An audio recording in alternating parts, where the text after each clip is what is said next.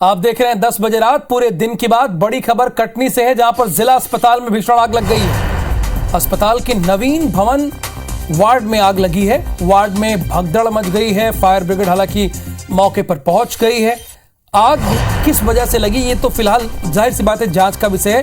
पहले आग पर काबू पाना प्राथमिकता है। हालांकि एहतियातन मरीजों को वार्ड से बाहर निकाला जा रहा है।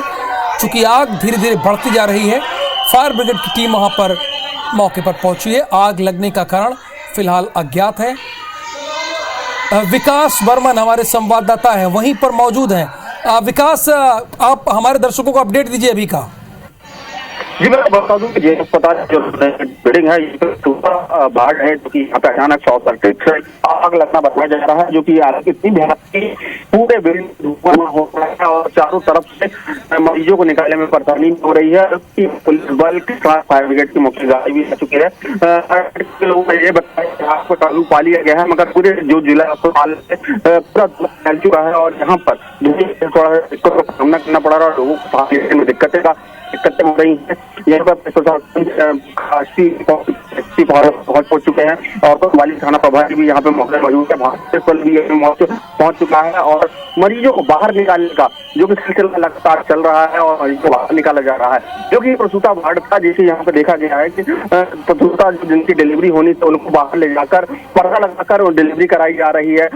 जो कि इमरजेंसी में इन्हें बाहर मजबूरन इनको डिलीवरी के लिए यहाँ पे जो गंभीर है, जिसको सांस की दिक्कत है, पुराने विकास सभी मरीजों को सकुशल बाहर निकाल लिया गया है ना?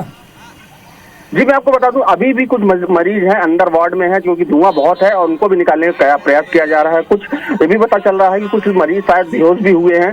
और जो कि ये प्रसूता वार्ड है, अधिकतर यहाँ पे महिला डिलीवरी कराने पहुंचती हैं और वो महिलाएं हैं अधिकतर, और उनके जो परिवार परिजन है वो भी अंदर मौजूद है। अभी उनको भी निकालने का लगातार प्रयास किया जा रहा है। शुक्रिया विकास, जानकारी के लिए आपका।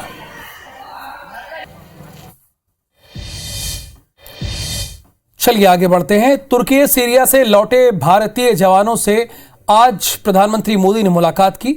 ऑपरेशन दोस्त में शामिल जवानों से संवाद करते हुए पीएम ने उनके काम की तारीफ की। पीएम मोदी ने कहा कि भारत के लिए मानवता सर्वोपरि है। आपके काम पर हर भारतीय को गर्व है।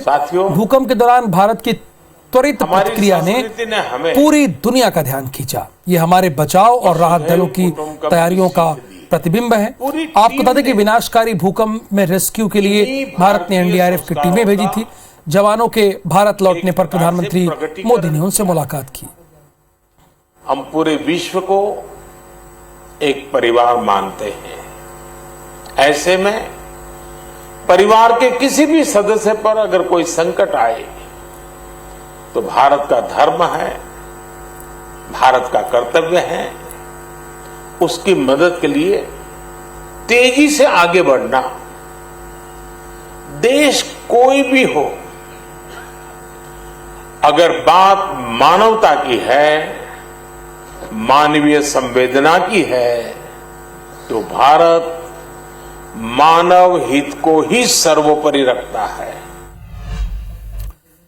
चलिए आगे बढ़ते हैं। आज हुई भूपेश कैबिनेट की बैठक में कई अहम फैसले लिए गए, जिसमें बेरोजगार युवाओं को बेरोजगारी भत्ता, छत्तीसगढ़ विनियोग विधेयक 2023 के प्रारूप को अनुमोदन, विधायक वेतन भत्ते पेंशन संशोधन विधेयक को मंजूरी, औद्योगिक प्रशिक्षण संस्था उन्नयन योजना का अनुमोदन।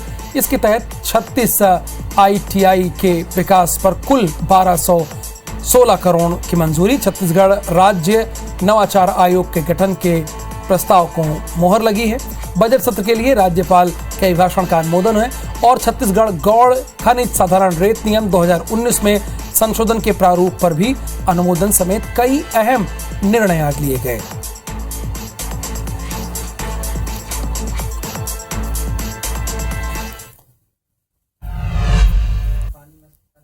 और चलिए अब मध्य प्रदेश का रुख कर लेते हैं। सवालों की फेहरिस्त में मुख्यमंत्री शिवराज सिंह चौहान ने पूर्व सीएम कमलनाथ को फिर घेरा है। उन्होंने पूछा है कि घरेलू अपराध पर नियंत्रण के लिए पुलिस हेल्पलाइन स्थापित करने का वादा क्या हुआ। इसका जवाब भी कमलनाथ ने सवाल से ही दिया है।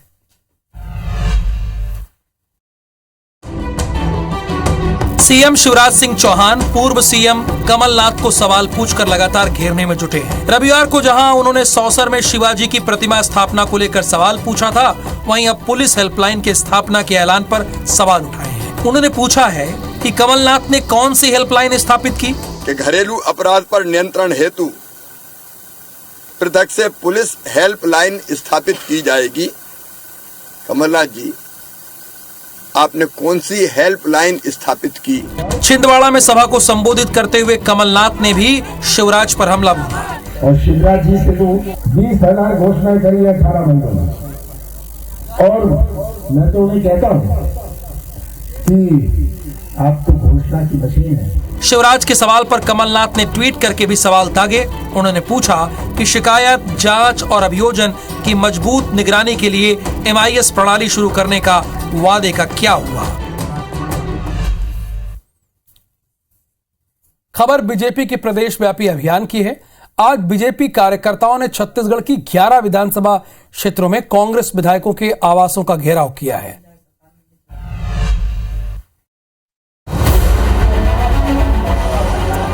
तस्वीरें छत्तीसगढ़ के अलग अलग जगहों की हैं, लेकिन मुद्दा एक है, प्रदर्शन का तरीका एक है। तस्वीरें बीजेपी के मोर आवास मोर अधिकार अभियान की है, जिसके तहत आज प्रदेश के 11 विधानसभा क्षेत्रों में बीजेपी ने कांग्रेस विधायकों के आवास का घेराव किया है।